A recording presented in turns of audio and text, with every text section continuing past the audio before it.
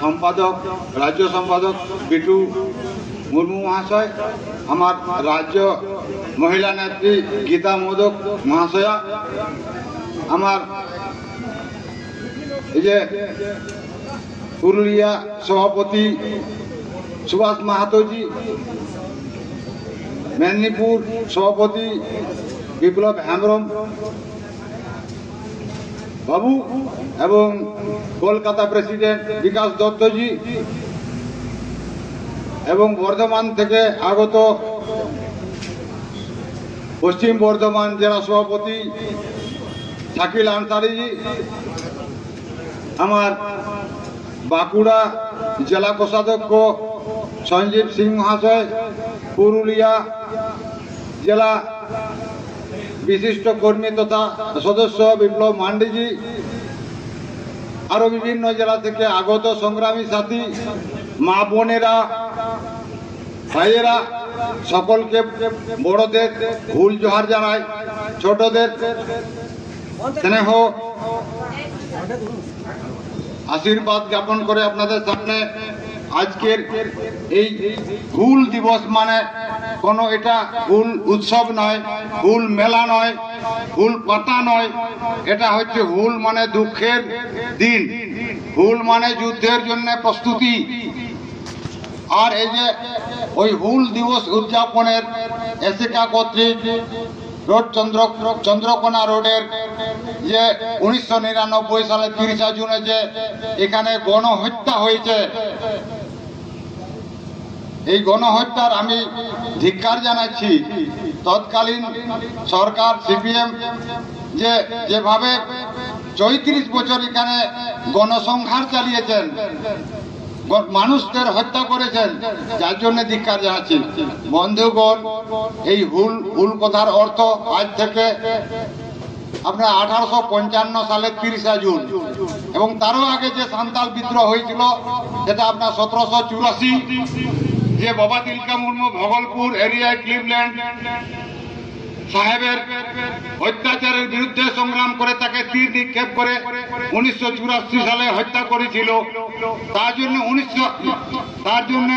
1785 সালে তাকে ফাঁসি বরণ করতে হয়েছে। তো সর্বপ্রথম ভারতবর্ষে বাবা তিলকা মুর্মু ভারত স্বাধীনতার আন্দোলনে উনি আত্মবলিদান দিয়েছেন, শহীদ হয়েছেন, যার জন্য ওনাকে কমসে কম রাষ্ট্র মর্যাদা দেওয়া উচিত ছিল। আমাদের শহীদ ঐতিহাসিকগণ ওটা কোনো সমস্যাই মনে করলেন না, যে বাবা তিলকাকে ভাগলপুরের ঘোড়ার লেজে বাঁধে সব টেনে ভিতরে নিয়ে ঘুরিয়ে, তাও যখন তিলকা মুর্মু মারা গেল না, তখন তাকে ওই ভাগলপুরের বট গাছে প্রকাশ্যে জনমানুষে তাকে দিবালোকে ফাঁসি দেওয়া হয়। উনি শুধু নিজের অধিকারের জন্য লড়াই, মানুষের মতো বাঁচতে চেষ্টার জন্য লড়াই করেছিলেন, কারো অন্যায় করেছিলেন না। বন্ধুগণ, আসুন তারপরে 1855 সালের 30 জুন আমাদের যে এই দুমকা, রাজমহল, গোড্ডা, পাকুড়, সাহেবগঞ্জ এরিয়া জুড়ে যে সান্তাল পরগনা নামকরণ হয়েছে, এটা কিন্তু আগে পর্বতময় ছিল, পাহাড়ময় ছিল, জঙ্গলময় ছিল। তখন 1757 সালের 23 জুন যে পলাশির যুদ্ধের পরে ইংরেজের দখলে আসার পরে এইসব এরিয়াকে ইংরেজরা নিজের বলে ঘোষণা করে নেন। তারপরে চেষ্টা করেন ওখানের পাহাড়িয়াদেরকে জঙ্গল সাফ করে জমিন সামিল করে তার থেকে ট্যাক্স আদায় করা তাদের লক্ষ্য ছিল। পাহাড়িয়ারা যখনই দ্বিমত প্রকাশ করলো, অস্বীকার করলো, তখন সান্তালদেরকে নিয়ে ওই এরিয়াকে গ্রামগঞ্জ বা জমি হাসিল করে বা কৃষকদের কাছ থেকে ট্যাক্স নেওয়া ষড়যন্ত্র করলেন ব্রিটিশেরা। তখন কিন্তু আমাদের সান্তালেরা শুধু ওই এরিয়াতে ছিলেন না, বীরভূম, বর্ধমান, আপনার মানভূম, ধলভূম, ময়ূরভঞ্জ, এদিকে মেদিনীপুর, বাঁকুড়া, এদিকে থেকে দলে দলে ওই যে সৃষ্টি দামিন ই কহ যে পাহাড়ের প্রান্তদেশ সেখানে নিয়ে গিয়ে বস্তি স্থাপন করে তারা জমিন হাসিল করে ফসল ফলাইয়ে দিয়ে তাদের কাছ থেকে ট্যাক্স বসানো হলো। যখন প্রথমে তারা বসে প্রতিশ্রুতি দেয় তাদের 3 বছর কোনো ট্যাক্স নেওয়া হবে না, কিন্তু তারপরেই জমি হাসিল করার পরে তাদের একের পর এক চড়া সুদ দিয়ে ওরা ট্যাক্স ঘোষণা করলো। আর এই সান্তালদের সাথে সাথে ব্যবসায়ী মহাজন সুদখোর এরাও চলে গেল। এদের এটা পরিষ্কার করতে আপনার 1793 সালে যে চিরস্থায়ী বন্দোবস্ত প্রতিষ্ঠা করলেন ব্রিটিশ সরকার, তখন ওই জমিটা তাদের হয়ে গেল, জোরদার জমিদার পুঁজিবাদী তাদের জমি হয়ে গেল। মাথার চুল গেল সান্তালদের মহিলাদের, কাঁধের কাঁধ হয়ে গেল সান্তালদের মাটি বহে, আটাল আটাল ধিরি তাড়াও কাতে খেত আহার বেনাও কাতে বহু পুটুরেন তাকে আয় হড়া আশা দিপিলতে আর বাবা হড়া তারেন হুই না দা আশা ঘতে আহার কো বেনাও কেদা আর না চিরস্থায়ী বন্দোবস্ত 1793 সাল রে আইন কো তৈয়ার কেদা ওনাতে জমিন হই না জোরদার জমিদার মধ্যস্বত্ব অধিকারের হাতে জমি চলে গেল। যার জন্য তারপর থেকে অকথ্য অত্যাচার সান্তালদের উপরে, যত জমি ধান বিক্রি করেও ট্যাক্সের টাকা হবে না, যত মহাজনের কোন রকমে একবার ঋণ নিলে জীবনে শেষ হবে না, বংশ পরম্পরাংশ পরিবারে তাদের বাড়িতে পরিশ্রম করলো শ্রম দিল কিন্তু মানে ওই ঋণ শোধ হতো না।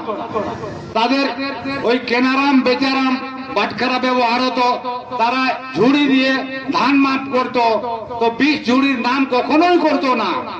যদি সর্বস্ব বাড়ির ধান উৎপাদন ফসল যদি মহাজনকে দিয়ে শেষ করতে হয় তবু কিন্তু 20 হবে না।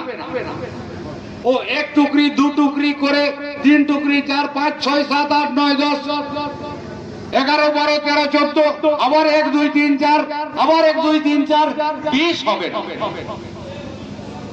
এই অত্যাচারিত সান্তালদের শুধু তাই শোষণ দমন পীড়ন নির্যাতন এ বন্ধ ছিল না।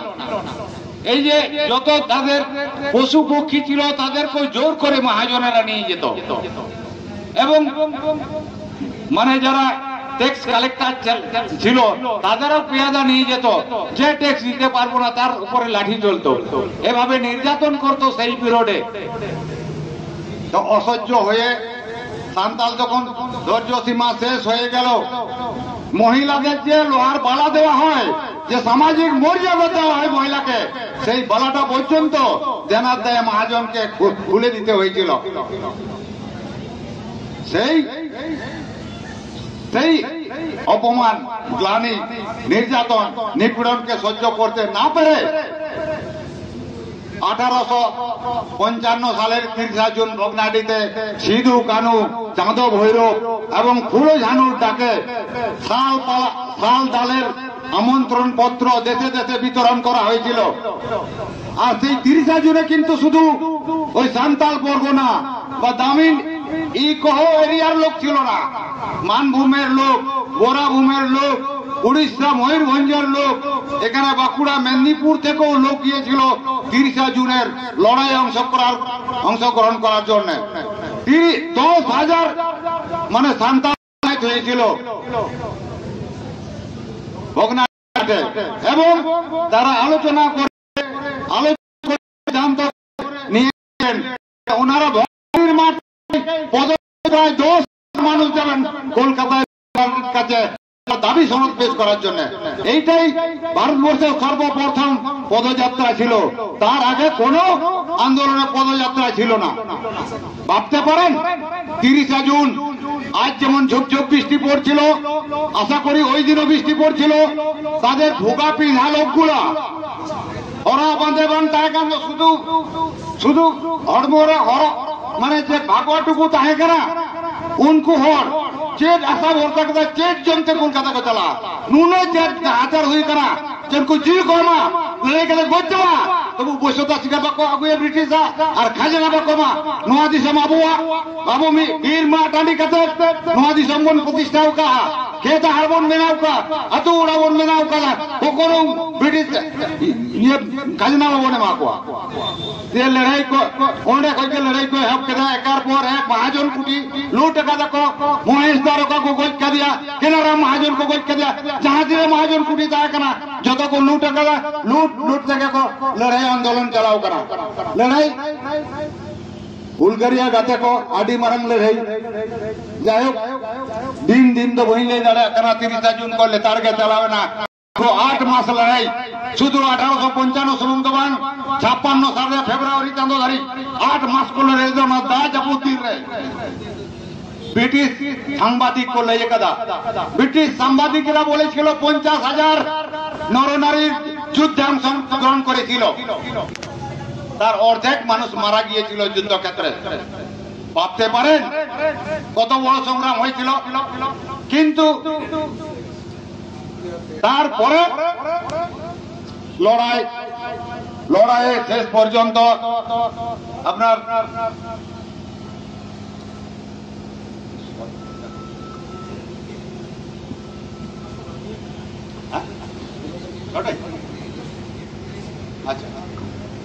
যাই হোক আমাদের যে সিধু কানু চাঁদু ভৈরব এবং মানে ভুলো জানুদের লড়াই 8 মাসের পরে 1856 সালের ফেব্রুয়ারি মাসে অবসান ঘটে ব্রিটিশের যুদ্ধে সিধু কানু মারা যায় এবং চাঁদ ভৈরব যেহেতু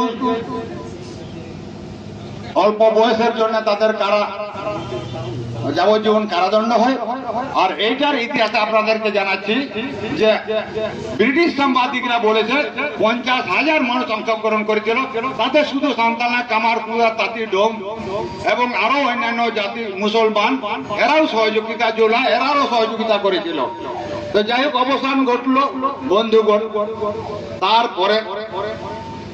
তারপরে আন্দোলন চলতেছে আপনার তারপরে আন্দোলন ওই আন্দোলনের অনুক্রম করে আমাদের আজ ভারত স্বাধীন হয়েছে ভারত স্বাধীন হওয়ার পরে আমরা রিপোর্টে শুনলাম যে সোনারাম সোরেনের নেতৃত্বে ময়ূরভঞ্জ ডিস্ট্রিক্টে ময়ূরভঞ্জ রাজ্য প্রতিষ্ঠা করার জন্য 1948 সালের 6 জানুয়ারি গুন্ডুরিয়াতে জমায়েত করেছিলেন হাজার হাজার সান্তাল তারা দাবি করেছিলেন যে আমাদের একটা রাজ্য দিতে হবে যে ময়ূরভঞ্জ রাজ্য বন্ধুগণ কোথায় কি হলো কিছু জানতে পারলেন না তো নির্মম ভাবে স্বাধীন ভারতের পুলিশ হাজার হাজার মানুষের উপর গুলি বর্ষণ করলেন হাজার হাজার মানুষ শহীদ হলেন গুন্ডুরিয়াতে কিন্তু তার কোন রাজনৈতিক দল তার কর্ণপাত করলেন না বা কোনো কিছুই আজ পর্যন্ত তার হলো না স্বাধীন দেখলাম যে 1980 জন শিশুকে অবাধে গুলি মারা হলো কিছুই হলো না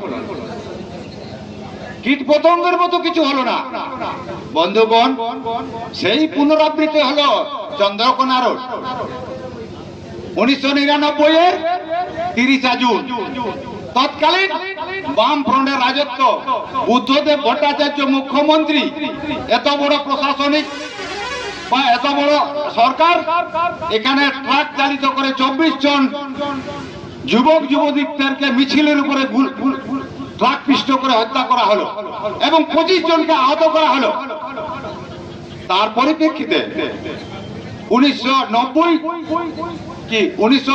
2000 সালে দিসম গুরু শিবু সোরেন এখানে প্রতিবাদ সভায় উপস্থিত ছিলেন চন্দ্রকোনা রোডে যে তার প্রতিকার হোক দোষীদের শনাক্তকরণ হোক এবং তাকে দৃষ্টান্তমূলক শাস্তি দেওয়া হোক আজও হলো না বন্ধুগণ বাম রাজত্বে 34 বছর রাজত্ব করেছিলেন আমরা কংগ্রেস রাজত্ব দেখেছি সান্তালদের উপরে অনেক কিছু আঘাত আনা হয়েছে কংগ্রেসের পিরিয়ডে। আবার বামের পিরিয়ডে দেখলাম ওনারা রাশিয়া থেকে কার্ল মার্কসের থিওরি নিয়ে আসে, বলে দিলেন আমরা সর্বহারা, আমরা গরিব পার্টি, আমরা কখনোই বড় পার্টি না। চৈতন্য রাজত্ব করলে কি করেছিলেন আমরা নজিরে পাই, বামফ্রন্টেরা রাজনৈতিক হত্যাকাণ্ড করেছিলেন 40,000, 34 বছরে 40,000 রাজনৈতিক হত্যাকাণ্ড করেছিলেন। আর এখানে ডেভেলপ দেখেছি যারা পূর্ব বাংলা থেকে আগত ঝুপড়িবাসীদের দেখেছিলাম, রিফিউজি কলোনি গুলা 2 তলা করে বিল্ডিং হলো, বাউন্ডারি হলো, ওদের 4 চাকা গাড়ি হলো, যারা মোষ পালন করত, যারা রিক্সা টানত, যে মহিলারা ঘি খাটত, তাদের পরিবারের পরিবর্তন হলো 34 বছরে। দেখুন মহাশয়, কোন সরকার, কোন রাজা যদি মনে করেন যে ডেভেলপমেন্টের উন্নয়নের কাজ করব, তার আগে কত সাল ছিল মহাশয় আমার খেয়াল নেই, এই ভারতবর্ষে রাজত্ব করে গেছেন 5 বছরের জন্য। শেরশাহ রাজত্ব করেছিলেন 5 বছরের জন্য, উনি সুযোগ পেয়েছিলেন, কিন্তু উনি লাহোর থেকে আগ্রা পর্যন্ত গ্র্যান্ড ট্রাঙ্ক রোড তৈরি করেছিলেন। সেই তুলনায় জ্যোতি বসু, সেই তুলনায় বুদ্ধদেব ভট্টাচার্য 34 বছরে মানে উন্নয়নের কি করেছেন? এখানে শিল্প নাই, সেচ নাই, 40,000 রাজনৈতিক হত্যাকাণ্ড। আরো যদি 100 বছর রাজত্ব করতেন আরো কত হাজার হত্যাকাণ্ড হতো। তবু সুনাম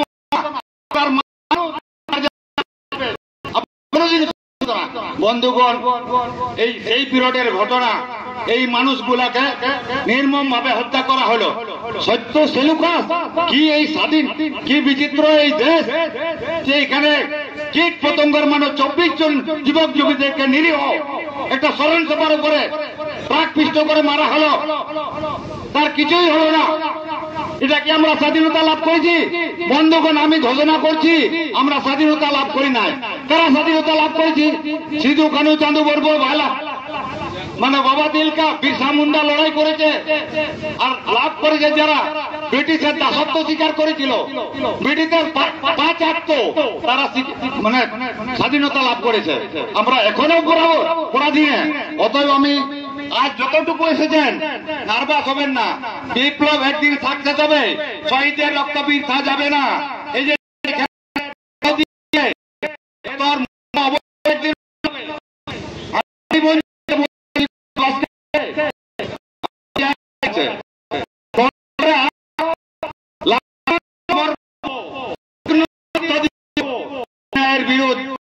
শোষণ মুক্ত কেউ রুখতে পারবে না, চাই জ্যোতির বসুর বংশধর, তাই মমতা বন্দ্যোপাধ্যায়ের বংশধর। আমার পূর্বতন বক্তার কাছে শুনেছেন মমতা বন্দ্যোপাধ্যায় কি করলেন? শুধু সিঁড়ি করেছেন, সিঁড়ি আমাদের জন্য, শুধু সিঁড়ি। আর শিক্ষা খাত গেল, এখানে আবার স্বাস্থ্য অবনতি, এখানে না আছে আপনার সেচের ব্যবস্থা, না এখানে ফ্যাক্টরি কর্মসংস্থান। বন্ধুগণ, দুঃখের বিষয়, আমরা জেনে থাকি স্বাধীন ভারতবর্ষে যে একবার যদি কারো অ্যাপয়েন্টমেন্ট ঘোষণা হবে, একবার যদি জয়েনিং করে, 1 বছর যদি কাজ করে, তার চাকরি কোনোদিন যাবে না, শেষ হবে না। বন্ধুগণ, আজ আমরা দেখতে পেলাম আজ 26,753 জন আজ চাকরি থেকে বসকাত হলেন। তাহলে কি আমরা শুনছি না অযোগ্য শিক্ষক? তাহলে জন্ম রিক্রুটমেন্ট বোর্ড অযোগ্য, রিক্রুটমেন্ট বোর্ডের অফিসারদেরও চাকরি দেওয়া উচিত আছে।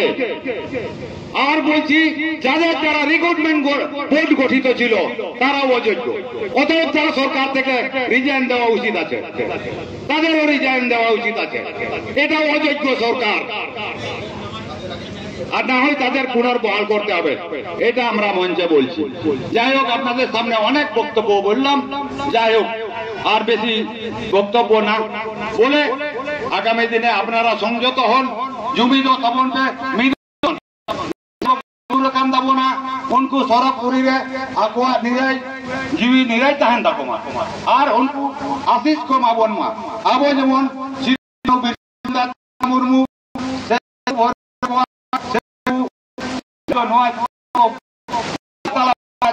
रोड नुकु सड़क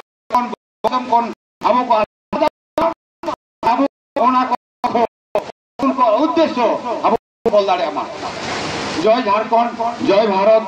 সানাম শহীদ অমর কো তাহেন মা। দিশম গুরু জিন্দাবাদ। হেমন্ত সোরেন জিন্দাবাদ। কল্পনা সোরেন জিন্দাবাদ। সমাপ্ত।